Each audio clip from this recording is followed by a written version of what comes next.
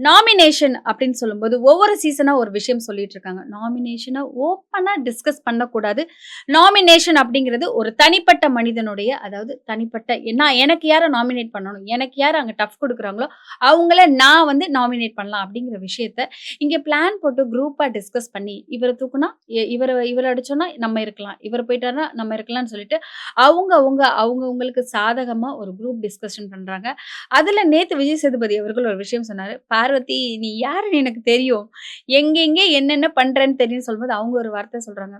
"சபைக்கு வந்தாச்சு, நடிக்கணும்னு ஆயாச்சு, நடிச்சு தானே ஆகணும்." அப்படிங்கிற மாரி சில வார்த்தைகள் அவங்க ஸ்டைல்ல சொல்றாங்க. ஸோ என்னன்னா வந்து அவங்க அந்த டீம்ல இருக்கிறது நான் நடிக்க தான் செய்றேன். யார்கிட்டயும் உண்மையா பழகல அப்படிங்கிற ஒரு விஷயம் சொல்றாங்க. ஓப்பன் நாமினேஷன் அதாவது ஓப்பன் நாமினேஷன் வந்தப்போ எல்லாருமே ஓப்பனா நாமினேட் பண்ணாங்க. ஆனா நாமினேஷன் இவன தான் பண்ணணும்னு தனியா ஒரு குரூப்பா டிஸ்கஸ் பண்றத விஜய் சேதுபதி அவர்கள் கேட்கிறாரா அப்படிங்கிறத காத்திருந்து பார்க்கலாம்.